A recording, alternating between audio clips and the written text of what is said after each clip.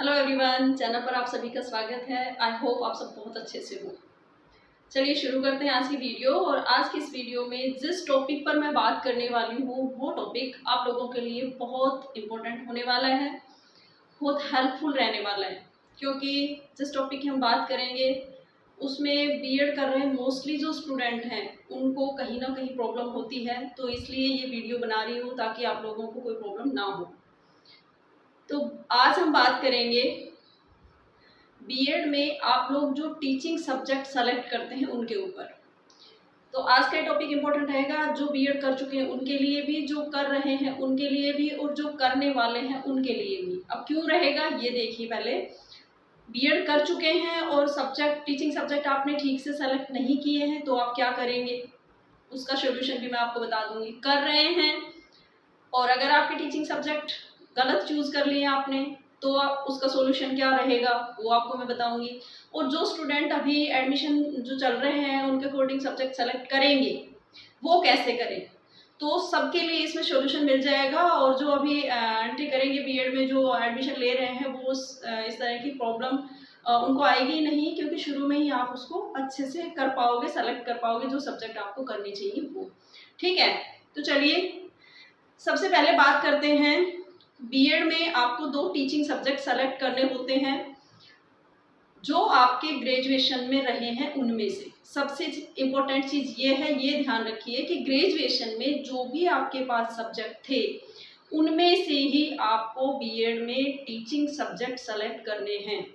Teaching subject क्या रहेंगे, जिससे जिसके आप टीचर बनेंगे। ठीक है, तो टीचर 10th तक में है, उसमें आपका जो टीजीटी होता है उसमें आपके सब्जेक्ट कॉम्बिनेशन बनते हैं।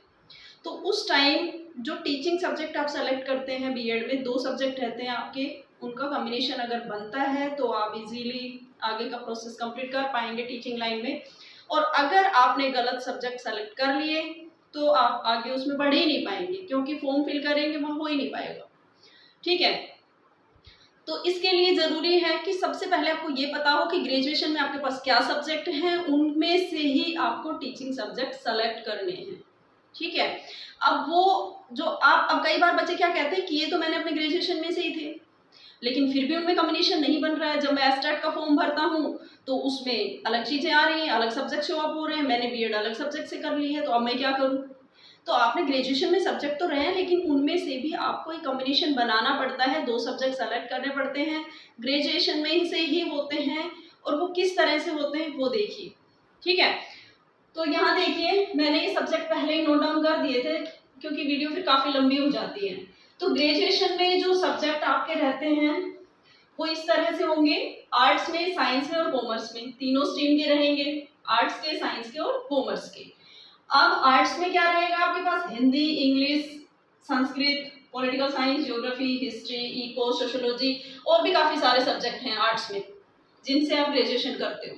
तो आपके पास इनमें से कोई दो सब्जेक्ट रहे होते हैं, या अगर अदर स्टेट की बात करें, जैसे राजस्थान की बात करें, तो वह 3 सब्जेक्ट हो जाते हैं। तो 2 या 3 सब्जेक्ट आपके इनमें से रहते हैं।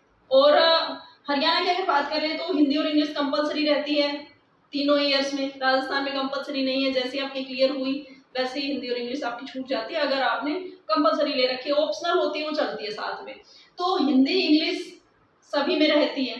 ठीक है, उसके अलावा आपके ये सब्जेक्ट रहते हैं। तो आर्ट्स वालों के पास क्या रहेगा, Hindi, English, SKT, political science, geo, history, economics, sociology और पब्लिक एड वगैरह, फिलोसफी, पब्लिक एड, कई सारे सब्जेक्ट होते हैं जो और भी हैं, वो सब्जेक्ट रहेंगे।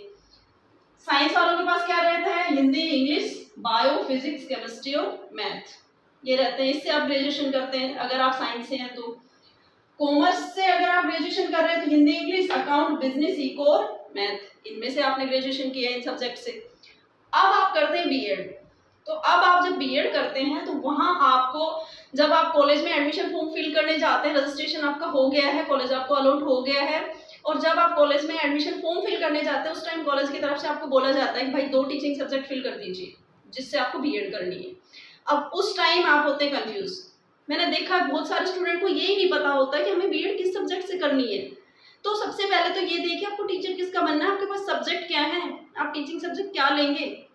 तो अब वो क्या करते हैं, कई स्टूडेंट तो पूछ लेते हैं या इधर उधर से से कहीं से भी पूछ लेते हैं। मेरा तो मानना यही है कि आपको पूछना चाहिए, वहाँ जो होंगे सर या मैम उनसे भी या अपने रिलेटिव से, क्योंकि गलत गलत जो सेलेक्ट आप कर लेते हैं उसका खामियाजा आपको आगे भुगतना पड़ता है।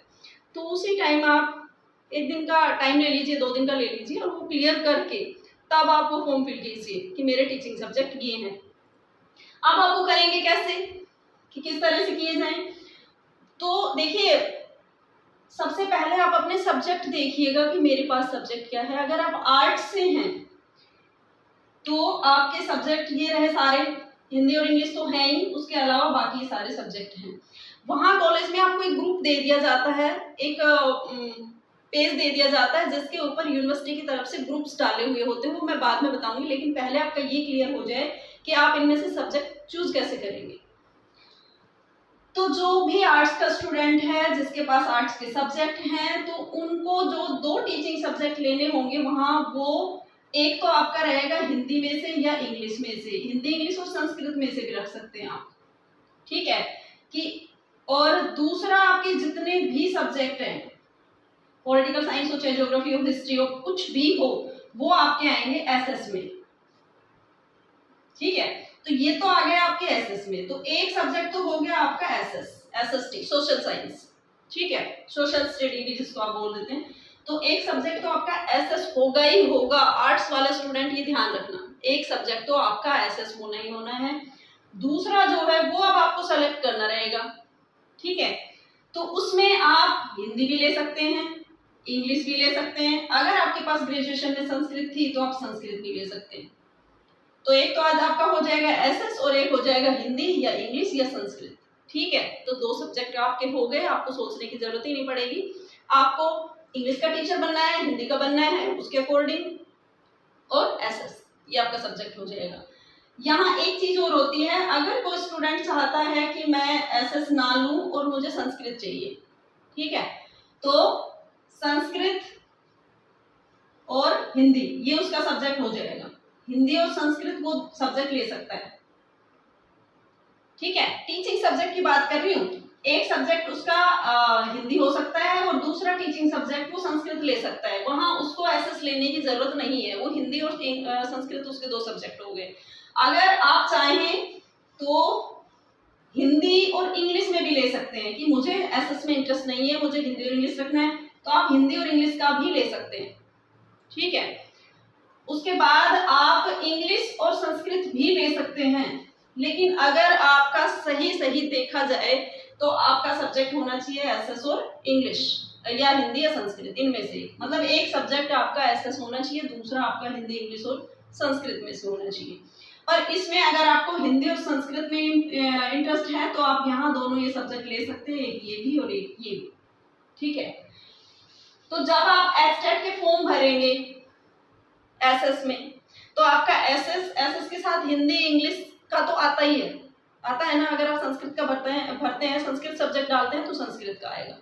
तो इस तरह से वहां आपका जो सिलेबस आएगा वो आपका कवर अप होगा और आप एसटेट में इजीली अपना जो टेस्ट है वो दे पाएंगे और तैयारी भी कर पाएंगे। यहाँ आपको कोई प्रॉब्लम नहीं होगी अगर आप सब्जेक्ट इस तरह से सेलेक्ट करेंगे। तो अगर आपने इन्हीं में से 2 सब्जेक्ट कर लिए, हालांकि वैसे जो आपको ग्रुप मिलेगा उसमें ऐसा होता नहीं है, लेकिन कुछ यूनिवर्सिटीज क्या करती है ग्रुप नहीं देती हैं और वो आपको सब्जेक्ट ही दे देती है कि 2 सब्जेक्ट सेलेक्ट कीजिए और कोई भी दे दीजिए।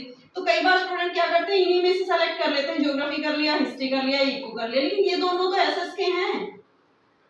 ये दोनों सब्जेक्ट तो यहाँ से जितने भी सब्जेक्ट हैं ये सारे एसएस के हैं। अब एसएस तो हो गया, आपके पास दूसरा नहीं है, वहां प्रॉब्लम आती है। तो इसलिए एक एसएस का रखिए और एक इनमें से सेलेक्ट कीजिए। अब बात आती है साइंस की। हिंदी और इंग्लिश साइंस वालों के पास भी रहेगा, सब्जेक्ट होता है ग्रेजुएशन में, पर बीएड में आप हिंदी और इंग्लिश को भूल जाए तो ही अच्छा है कि मैंने ग्रेजुएशन में मेरे पास हिंदी भी थी और इंग्लिश भी थी। इस चीज को अगर आप बीएड में टीचिंग सब्जेक्ट सेलेक्ट कर रहे हैं तो भूल जाइए, क्योंकि अगर आपने इनको ध्यान रखा तो आपको एसटेट के फॉर्म भरने में काफी प्रॉब्लम आने वाली है, आपके सब्जेक्ट कॉम्बिनेशन नहीं बनेंगे। यूनिवर्सिटी आपको बीएड करा देगी, कॉलेज आपको बीएड करा देगा, कॉलेज अपनी फीस ले लेगा, यूनिवर्सिटी अपनी ले लेगी, आपको बीएड करा देंगे और बीएड करने के बाद जब आप फॉर्म फिल करेंगे तो प्रॉब्लम आपको होगी। इसलिए कह रही हूँ कि सब्जेक्ट सेलेक्ट करते टाइम बहुत ध्यान रखिएगा। तो कई बार स्टूडेंट क्या करते हैं, बायो के साथ इंग्लिश ले लेते हैं, मेरे पास तो इंग्लिश भी है, इंग्लिश में मेरा इंटरेस्ट है तो मैं तो इंग्लिश लूंगा। बायो ले लिया, इंग्लिश ले लिया, मैथ ले लिया, इंग्लिश ले लिया, लेकिन उनके सब्जेक्ट कॉम्बिनेशन इसमें नहीं बनते हैं, उन्हें बाद में बड़ी दिक्कतें होती हैं, फिर कहते हैं मैम हमने तो ये ले लिया अब क्या करें।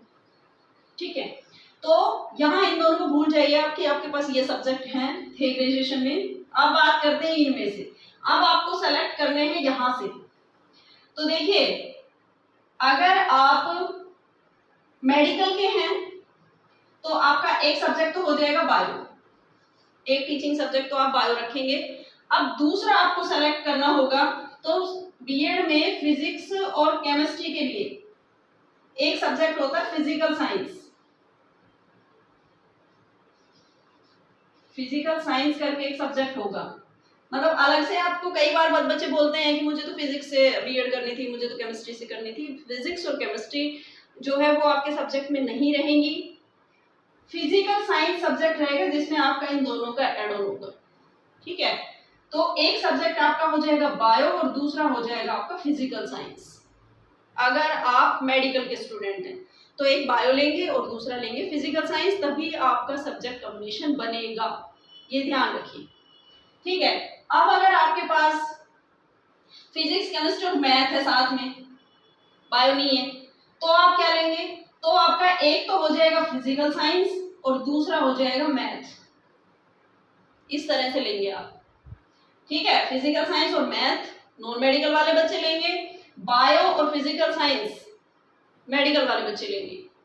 तो इस तरह से आप सब्जेक्ट सेलेक्ट करेंगे। हिंदी या इंग्लिश साथ में मत ले लेना, बहुत से स्टूडेंटों ने ले ली है, ले चुके हैं और फिर उन्हें काफी दिक्कतें होती हैं। हालांकि सॉल्यूशन उसका भी है, लेकिन प्रॉब्लम तो होती है ना, आपका पूरा साल खराब हो जाता है उसमें।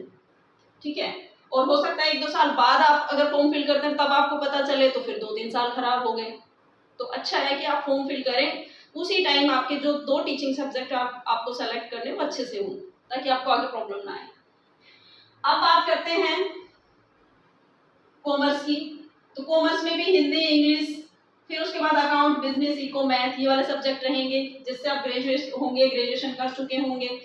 अब इनमें यहाँ पे भी आप हिंदी और इंग्लिश को रहने दीजिए, हिंदी और इंग्लिश को भूल जाइए कि आपके पास हिंदी और इंग्लिश थी। अब आपको सेलेक्ट करने हैं अपने सब्जेक्ट इनमें से। तो यहाँ पे देखिए कॉमर्स में से बीएड में टीचिंग सब्जेक्ट आते हैं ग्रुप में यूनिवर्सिटी से, कॉमर्स और बिजनेस नहीं, सॉरी अकाउंट और बिजनेस जो वो नहीं आता। अकाउंट और बिजनेस आपको उस लिस्ट में मिलेंगे ही नहीं, जो आपको लिस्ट कॉलेज देगा कि इनमें से सेलेक्ट कर लीजिए अपने ग्रेजुएशन के अकॉर्डिंग। तो वहां आपके ये दोनों नहीं होंगे, इनकी जगह आपका होगा एक कॉमर्स सब्जेक्ट। ठीक है, यहाँ आपको कॉमर्स ही मिलेगा। इसके साथ अब एक तो आपका हो गया कॉमर्स जिसमें आपका अकाउंट और बिजनेस का आ जाता है। हालांकि बीएड में सब्जेक्ट का ऐसा कुछ होता ही नहीं है कि सब्जेक्ट का आपको पढ़ना पड़े, सब्जेक्ट आप ऑलरेडी पढ़ चुके होते हैं। बीएड में आपको पढ़ाना कैसे, ये टीचिंग मेथड सीखने होते हैं। तो आपका एक तो हो जाएगा कॉमर्स। अब आपके पास अगर इको है तो दूसरा इको हो जाएगा, और अगर आपके पास मैथ है तो दूसरा मैथ हो जाएगा। तो मतलब आपको एक तो कॉमर्स लेना ही लेना है, दूसरा आपको अगर इको है तो साथ में इको लेंगे, और मैथ है तो मैथ लेंगे। इस तरह से आपको सब्जेक्ट सेलेक्ट करने हैं वहां पे जब आप कॉलेज में जाएंगे, और आपको कॉलेज में कहा जाएगा कि अपने सब्जेक्ट सेलेक्ट कीजिए। समझ आ गया? तो अगर आप इस तरह से करेंगे तो आपको कोई प्रॉब्लम नहीं आएगी। एस्टेट की जब आप फॉर्म फिल करेंगे तो आप इजीली फिल कर पाएंगे, आपका जो सिलेबस आएगा उनके अकॉर्डिंग आएगा, और आप तैयारी भी कर पाएंगे और पेपर भी दे पाएंगे। और अगर आपने गड़बड़ कर दी, इंग्लिश हिंदी इनमें से कुछ ले लिया, तो आपके ना तो फॉर्म में पूरी हो जाएगी, गड़बड़ होगी। अगर फॉर्म किसी तरह आपने भर भी दिया कि ठीक है भर दिया जाए, तो सिलेबस जो आपका आएगा उसमें सारा गड़बड़ मिलेगा। तो सब्जेक्ट कॉम्बिनेशन बनाने बहुत जरूरी है, ताकि आपके एस्टेट या जो भी टेट आप देते हैं वो सारे टेट का कुछ रहे, क्लियर हो जाए। और अगर कहीं टेट ना भी हो तो जब आपके सब्जेक्ट कॉम्बिनेशन बनते हैं तो उसमें आपको कोई प्रॉब्लम ना हो। ठीक है, तो ये हो गया। अब बात करते हैं कि जो सब्जेक्ट आपको मिलेंगे कॉलेज में जब आप जाएंगे, तो वहां पे आपको कॉलेज से एक लिस्ट दिखाई जाएगी जिसके अंदर 4 ग्रुप होते हैं, A, B, C और D।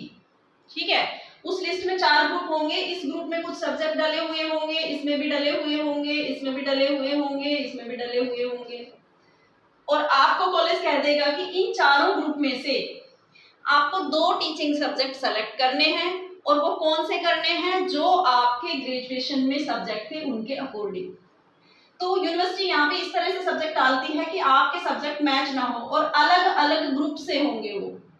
जैसे यहाँ अगर बायो है तो यहाँ फिजिकल साइंस होगा, ये नहीं कि एक में ही दोनों आ जाएंगे, नहीं, अलग अलग ग्रुप में मिलेंगे। तो पहले तो आपको ये देखना है ग्रेजुएशन में आपके पास क्या था, फिर ये देखना है कौन से ग्रुप में कौन सा है, तो आप वहां से सेलेक्ट कर लेंगे मेरा बायो और फिजिकल साइंस है। अगर आपको यही क्लियर है, ये पूरा चार्ट ही क्लियर है, तो आपको वहां देखने की जरूरत ही नहीं पड़ेगी कि मैं कौन से सब्जेक्ट सेलेक्ट करूं, कौन से ग्रुप में से करूं। आप सीधा अपना वो फिल कर सकते हैं कि मुझे एसएस और हिंदी लेना है, मुझे एसएस और इंग्लिश लेना है, मुझे बायो और फिजिकल साइंस लेनी है, जो भी आपके ग्रेजुएशन में सब्जेक्ट रहे हैं उसके according.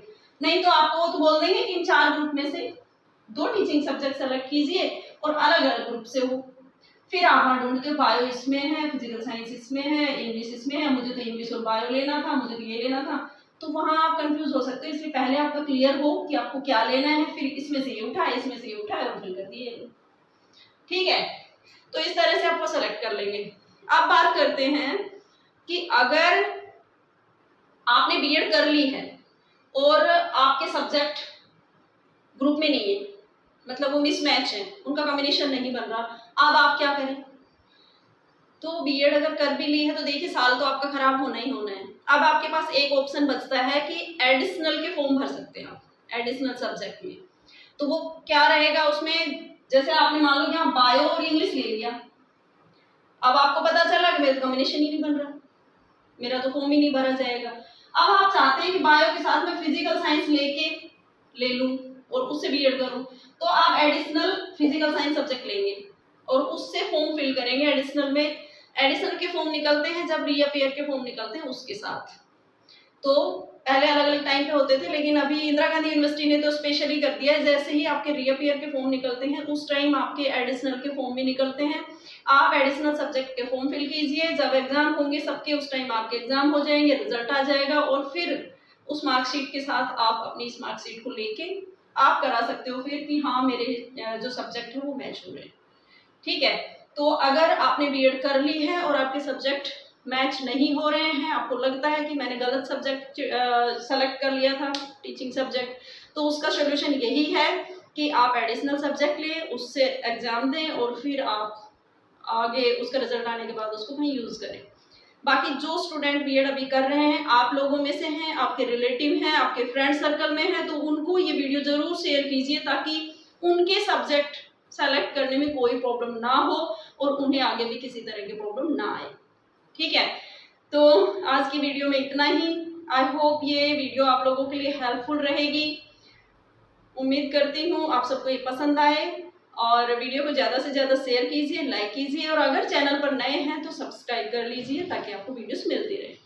Thank you, have a good day.